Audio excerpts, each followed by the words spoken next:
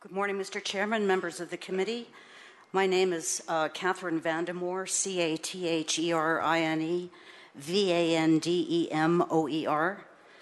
I am chairman of the board of the Montana Land and Water Alliance and a consultant to concerned citizens of Western Montana. I'm a water rights specialist with in the field of Federal Reserve water rights as my major area of work. I'm going to be referring to these diagrams that I hand out to you today. In reviewing Senate Bill 262 and the much longer compact, I get stuck on page 1 because where the fundamental flaws of this compact lie are in the first recitals of the compact. There are 3 fundamental flaws that I believe color the whole compact as unacceptable. In the first recital, on the first page, it says that the tribes, not the United States, reserve the reservation and its water rights. This is a Montana Reserved Rights Compact Commission, not a tribal Reserved Rights Compact Commission. The second error assumption is the legislature can violate Article 9 of the Montana Constitution by providing for a unitary management system, which is a new system, and by exempting certain state residents from the application of state law. And the third flaw is built on the first 2, which is that the legislature actually can enact a taking of property rights of its citizens, violate the due process, and convert agricultural water use to in-stream flow. You're being asked to make a decision and to sign that has significant consequences for Montana citizens, the state, and the western United States. All previous compacts that have been successfully passed by this legislature, and what was enacted in 1979, in all previous compacts, the federal government reserved the land and reservation. The federal reserved water right derives out of the federal reservation of land. It has a purpose, it has a discrete amount of water to fulfill the purpose, and the priority date of a federal reserve right is the date of the reservation. In this compact, completely different from others, the tribes reserve the reservation and water rights, even on land ceded and sold to the United States and repaid by the Indian Claims Commission. The water right in this compact arises out of the tribal reservation of land, not the United States reservation of land. There is no purpose of the reservation that's been decided, no amount of water quantified to fulfill that purpose.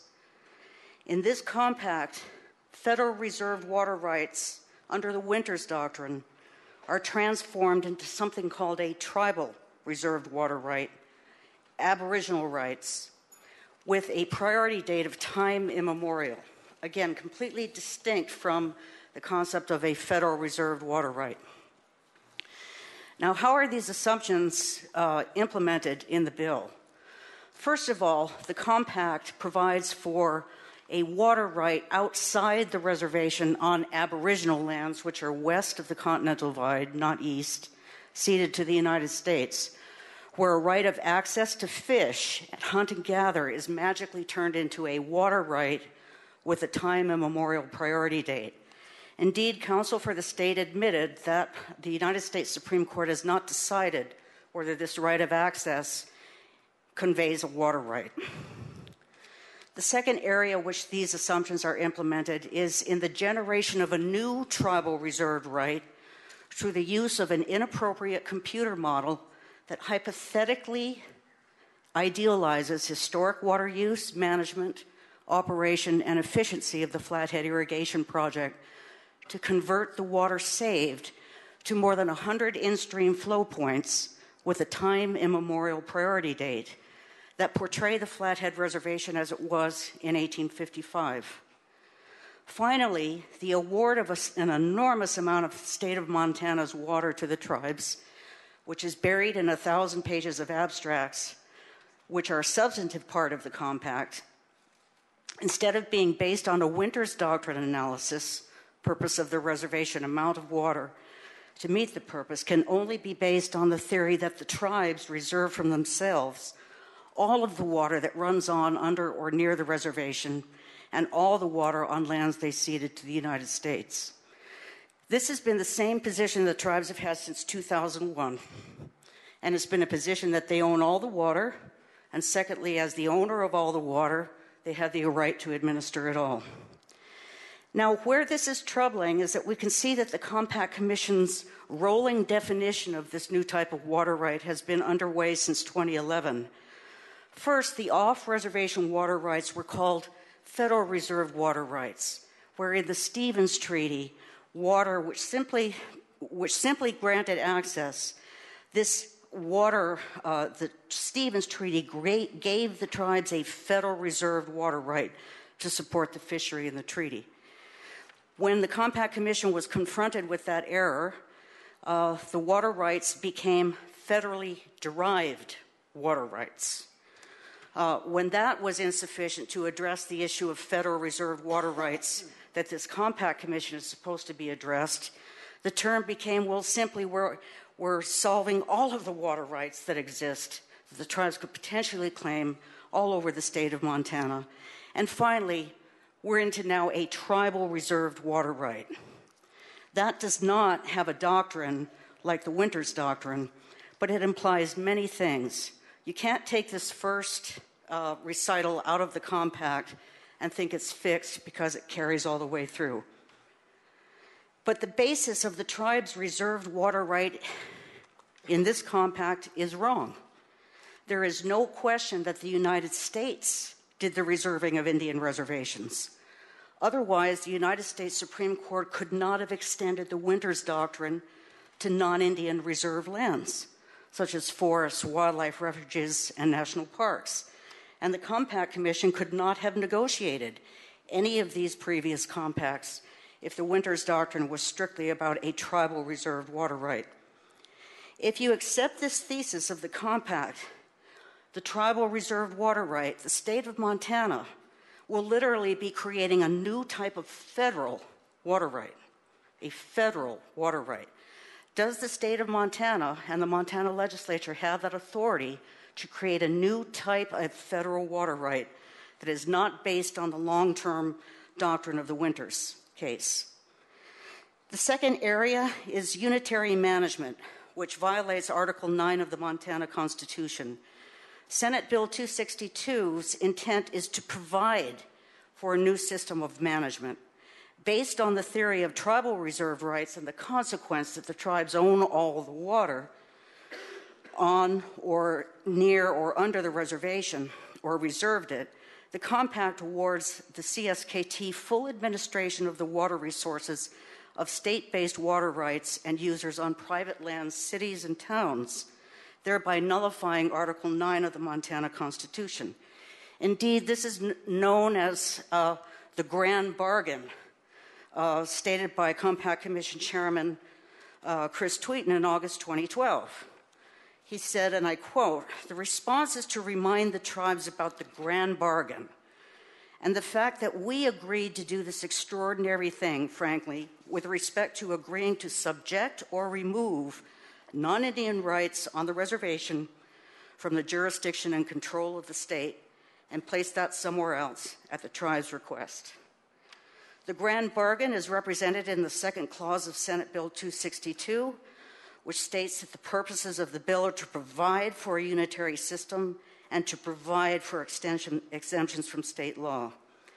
This experimental new law of administration in Article 4 of the Compact and specified in Appendix 4 imposes tribal jurisdiction over 23,000 non-Indians and rejects fundamental components of state law, including due process, fair and impartial administration, and equal protection. Creating a state law to exempt people from state law is problematic. Before you decide that this is to accept this compact, I would like to pose these two questions. Does the state legislature have the authority to extend tribal jurisdiction over non-Indians where even the federal government has not done that? Self-determination, tribal sovereignty means that, self determination, not determination over everyone else's future. Second question, does the state legislature have the authority to modify, amend, or selectively enforce just parts of the state constitution regarding protection for its citizens? Very quickly, Mr. Chairman, what I said earlier is that this compact now, with these assumptions, prevents or permits the taking of agricultural water and the conversion of that to in-stream flow. I hold up this chart for your review. The first chart shows the land ownership within the federal irrigation project, the Flathead Irrigation Project, including that land still irrigated by the original Indian allottees to those lands. By the way, the Indian allottees were the ones who were left out of the Crow Compact and who are now suing, vastly delaying the implementation of the Crow Compact. Current water rights ownership here basically shows what you have. The irrigating private lands is in red. The tribal irrigators are in green, and the blue is the existing in-stream flow. Now, in a federal irrigation project all across Montana, the federal government never owns the water right in every project. It doesn't own it. It holds it as a project right, and the individual irrigators are the beneficiaries of that right. That's why I'm putting this as beneficiary ownership is in this column. In the current water distribution, it reflects the land ownership and the water ownership. Post-compact, that ownership disappears. This is the origin of the taking. All of the water now is held by the tribes, and all of it is designed to move to in-stream flow. And then finally, the post-compact water distribution reflects the conversion of agricultural water to in-stream flow in the more than 100 different points on the reservation that convert agricultural water to in-stream flow without so much as an analysis. On the back of this just shows a graph of the Kootenai River, which also shows the conversion of agricultural water to in-stream flow. There's some interesting footnote here regarding the Kootenai and Clark Fork River, where that rises to the level of an interstate water allocation, which I don't think Idaho would mind the more water that's going there, but I do think the Supreme Court would require an interstate compact be developed. State law no longer applies here. No other water rights ever existed, so the transfers of title, as shown here, are done without any kind of evaluation. In fact, Corey Swanson said these rights never existed. We don't think this is a change of use. All agricultural water uses transform to in-stream flow. And then on this map, which again, this off-reservation water right, which has not been determined, it's an aboriginal right or a tribal reserved right, certainly not been affirmed by the U.S. Supreme Court. But this shows the co-ownership of water here. Montana legislature has the right now to move these Murphy rights and others, and judicially to other purposes if you want. With the CSKT owning this, it becomes a problem.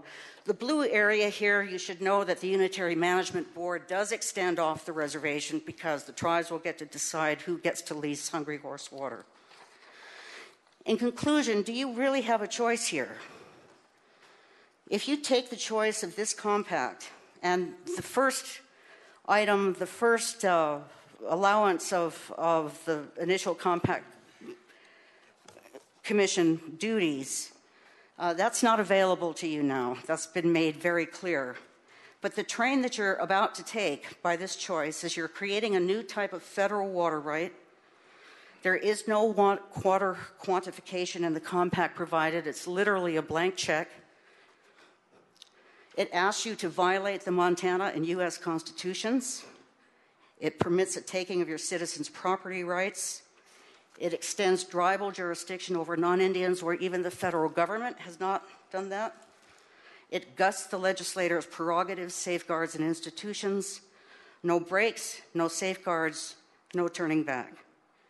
We believe this should be unacceptable to any state legislator, regardless of party.